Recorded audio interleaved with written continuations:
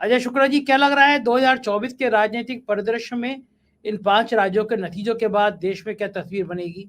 Ajay Shukla ji, mic unmute कर लीजिएगा। स्वाभाविक सी बात है, इनके नतीजे आते ही बोरिया बिस्तर बांधना पड़ जाएगा। और ये हालत है कि जिस तरीके से आप डिमोरलाइज हैं और एक घटना का जिक्र नहीं हो रहा है। मैं जो शाम को आपके यहाँ कार्यक्रम करता हूं उसके लिए मैंने उसमें बताया है पूरा विस्तर, लेकिन आपको जानकारी के लिए बता दूं कि अब कितना डर समाया, उस डर के लिए अब एक नया हथकंडा इस्तेमाल होने लगा। एक ट्रक से 750 करोड़ रुपया जो है पकड़ा जाता है। जब रुपया पकड़ा जाता है उस ट्रक में हैदराबाद में के पास, तो ये ट्रक नहीं बता पाता ये रुपया है किसका, कहां से आया है, कहां जाना है। वो कहता है यहीं जाना है, कहीं डिलीवर करना है। चालान कटने लगता है, आधा कट जाता है, जब्ती की कार्रवाई शुरू हो जाती। तब तक एक फोन आता है और फोन के बाद में फिर शुरू होता है नया ड्रामा और कहा जाता है ये तो यूनियन बैंक ऑफ इंडिया का पैसा था, केरल से हैदराबाद जा रहा था।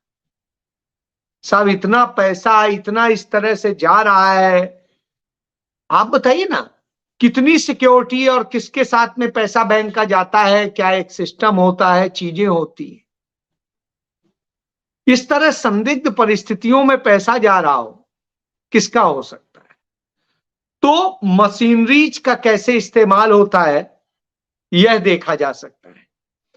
तो यह इस्तेमाल आज हो रहा है और चुनाव आयोग एकदम से पलट जाता है और चुनाव आयोग के अफसरान का जब फोन आता है, चीजें होती हैं, सब चीजें बदल जाती, कहानी बदल जाती, कहते हैं ये तो बैंक का पैसा है। सोचिए 3 घंटे ड्रामा चला, 3 घंटे तक पता नहीं था कि ये बैंक का पैसा है। अचानक ये बैंक का पैसा हो जाता है। इस पर कहीं कोई चर्चा नहीं, क्योंकि हमारे इस देश का जो गोदी मीडिया है उससे तो आप कोई उम्मीद नहीं कर सकते हैं। और जो पैरेलल मीडिया आज हम आप जैसे लोग खड़े हैं, तो वो उतनी संसाधनों से विहीन है कि उस जगह तक चीजों को कर पाने का एकदम से मौका नहीं मिलता, चीजें नहीं मिलती, रिसर्च और सब चीजों के लिए टाइम लगता है, पैसा लगता है, सारी चीजें लगती। बहरहाल मैं ये इसलिए बता रहा हूं कि इतना डर समाया है कि अब इस तरह से बैंकों का भी इस्तेमाल होने लगा है चुनावी मैनेजमेंट के लिए। तो जब यह इस्तेमाल होने लगा हो तो निश्चित रूप से इसका मतलब है डरी हुई सत्ता है, डरे हुए लोग हैं और उन्हें अब यह खौफ सता रहा है कि साहब सरकार जाने वाली है। शायद इसीलिए जैसे श्रीवास्तव जी उस घटना का जिक्र कर रहे थे जो कांग्रेस के एक पुराने मंत्री के बेटे के साथ में जिस तरीके से किया गया, जो आज तक जिंदगी में कभी वहां गया नहीं, कुछ वो नहीं है, जिसका कोई वहां धंधा नहीं है, साहब उस पर एक एफआईआर फोर्जरी की वहां दर्ज हो जाती है। इसी तरीके से मुझे आज आता है कि पुरानी सरकार की बात है, उस दौर में एक एफआईआर अमृतसर में दर्ज की गई थी। प्रियंका गांधी के क्लोज माने जाते हैं, अमेठी क्षेत्र में सुल्तानपुर से हैं और वहां से कांग्रेस के टिकट पे चुनाव भी लड़े, पिंटू तिवारी। और पिंटू तिवारी को किस तरीके से अमृतसर में एफआईआर दर्ज करके गिरफ्तार किया गया था और क्या हुआ, वो कभी अमृतसर नहीं गए थे, उनका कोई लेन देन भी नहीं था, कोई धंधा भी नहीं था, लेकिन साहब ये हुआ। ठीक है वो छूटे, लेकिन आप ये सोचिए ना वो 4 साल कौन वापस करेगा, जो उन्होंने झेले और सब कुछ हुआ, वो सारी चीजें आई। तो मैं ये उदाहरण दे रहा हूं कि इस तरह से खेल होते हैं और इसी तरह से खेल तमाम जगह होते हैं। बताइए, आपने भी जिक्र किया कि आप देखिए, आपको याद होगा मेवाणी के खिलाफ वहां पर गुजरात से गिरफ्तार करके कैसे आनंद फानन में ले जा करके असम में ये हुआ था। तो असम को एक प्रयोगशाला बनाया गया है कि हम किस तरीके से इनका इस्तेमाल करेंगे। ये क्यों होता है? क्योंकि डर लगता है क्यों चुनाव के समय ही इस तरह से नफरती पुलिस निकलती है, झूठे मुकदमे निकलते हैं, ईडी निकलती है, सीबीआई निकलती है, डीआरआई निकलती है, इनकम टैक्स निकलती है और ना तमाम एजेंसियां निकलती है। पहले क्यों नहीं करती? पुराने यदि केस हैं तो तब कर लेते, लेकिन ये खेल ऐसे ही चलते हैं। इसी तरीके से जब खेल चल रहे हो तो इसका मतलब है सत्ता घबराई हुई है, और इतनी घबराई है कि उसे अपनी सत्ता बचाने के लिए वो किसी भी हद तक जा सकती है। आज वही खेल नरेंद्र मोदी खेल रहे हैं, और नरेंद्र मोदी जिस हद पर खेल रहे हैं, जिस तरह से खेल रहे हैं, उससे समझ में आता है कि उन्होंने किस तरीके से हिंदुस्तान को बांटा है, किस तरीके से किया है। साहब, मणिपुर जाने की तो हिम्मत नहीं जुटा पाते हैं, आपने इस पर कार्यक्रम भी किया था, और मणिपुर का नाम लेने में भी डर रहे हैं। 36 सेकंड बोलने के बाद आवाज नहीं निकली, लेकिन साहब इजराइल पे बोलेंगे, दुनिया पे बोलेंगे, सब पे बोलेंगे, तो यह स्थिति है। और उसके बाद उन्हीं का विदेश मंत्रालय ही उन्हें कंडेम कर देता है कि नहीं, हम तो फिलिस्तीन का समर्थन आदिकाल से करते चले आए हैं, इतिहास है हमारा। तो इस तरह गोलमोल करता है। तो आप ये समझिए, ये जो भी खेल रचते हैं कमोबेश इन्हीं की अपनी वो आ जाती है। तो ये दोनों तरफ से खेलना चाहते हैं, क्योंकि इनके कुछ धंधे मुस्लिम कंट्रीज से चलते हैं, कुछ धंधे चाइना से चलते हैं, और कुछ धंधे इनके और इनकी सरकार जो चलती है वो पूरी इस तरीके से इजराइल चलाता है। तो सबको साधना है तो हर तरह के खेल करते हैं। तो ये खेल करने वाली सरकार है, ये मैनेजमेंट करने वाली सरकार है, देने वाली सरकार नहीं है, पूरा करने वाली नहीं। जो जो वायदे किए थे उन्हीं पे आप जिक्र कर, और जिक्र कर लीजिए, पीएमओ के झूठे अफसर बन के लूट करने वाले उन लोगों पे आज तक कितनी क्या कार्रवाई हुई और उस कार्रवाई का क्या नतीजा निकला? आज तक कुछ नहीं।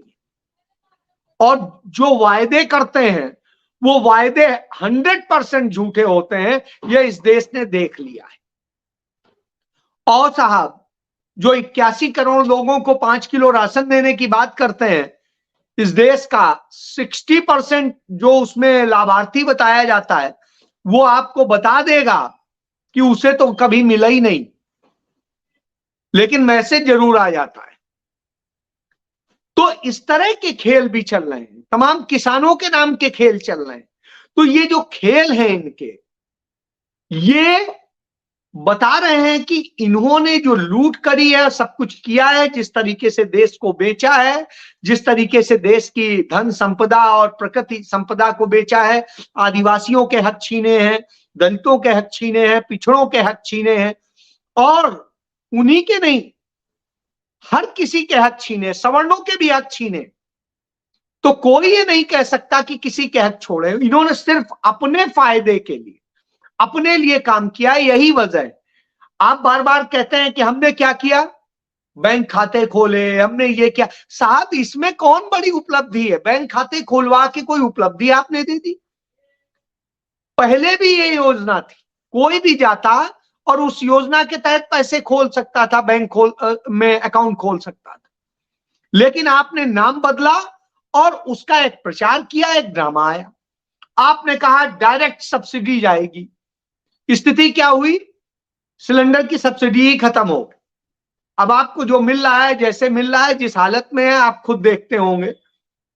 तो इस तरह से इनकी हालत यह है कि अब पूरे देश को इनका सच समझ में आने लगा है। कुछ नफरती लोगों की बात छोड़ दीजिए, कुछ जिनके दिमाग में ही गोबर भरा है उनकी बात छोड़ दीजिए। इस देश का 70% जनता अब समझने लगी है कि ये सिर्फ झूठ बोलते हैं और नफरत की राजनीति करते हैं, और विपक्ष को बदनाम करने के लिए ये जो साजिशें रचते हैं, जो ड्रामे करते हैं, उससे हमारा आपका भला नहीं होने वाला।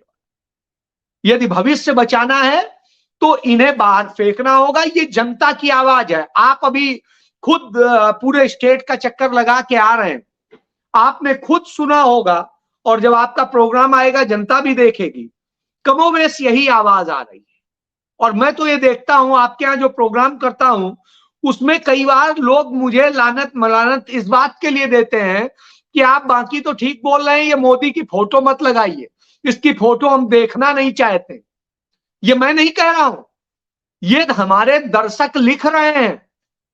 तो साहब इस हालत में जब आ गया है तो आप इससे समझ सकते हैं कि किस दशा में है। तो इसका मतलब है, और आज लोग यकीन करते हैं और लिखते हैं कि इंडिया की होप राहुल गांधी। आज यदि ये शब्द लिख रहे हैं और कह रहे हैं, और आज के समय में यदि कोई व्यक्ति बेचारा लिखने की हिम्मत करता है तो इसे ये कहिए, एक को 1000 समझिए, 1,00,000 समझिए। लोग हिम्मत नहीं कर पा रहे हैं।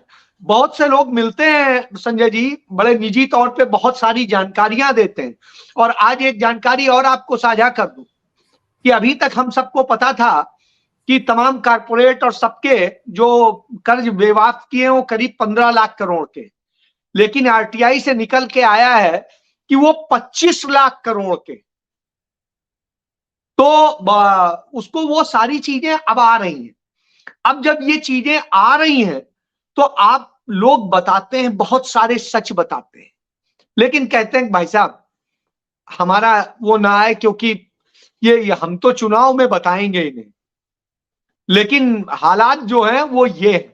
तो लोग बेचारे डर में जी रहे हैं, और यह डर मतलब बादल साहब इस समय नहीं है, नहीं तो उन्होंने बड़ा उसको फेस किया है कि यदि इमरजेंसी देखी होती तो आप कहते कि इमरजेंसी में भी ये हालात नहीं हुए थे, ऐसे पत्रकारों को जेल में नहीं डाला जाता था, ऐसे झूठे राष्ट्र विरोधी मुकदमे नहीं दर्ज किए जाते थे, यदि तमाम सारे निरोधात्मक कार्रवाइयां हुई थी, लेकिन राष्ट्रद्रोह की कार्रवाइयां नहीं हो रही थी, इस तरह से नहीं किया जा रहा था। आज तो बगैर इमरजेंसी लगाए, वो तो कानूनी इमरजेंसी थी, आज की स्थिति यह है कि गैर कानूनी इमरजेंसी है। और इमरजेंसी कहना बड़ा छोटा शब्द है। आज तो हिटलर शाही है, व्यक्ति को कैसे किस केस में झूठ फंसा दिया जाएगा पता नहीं है। जी संजय जी।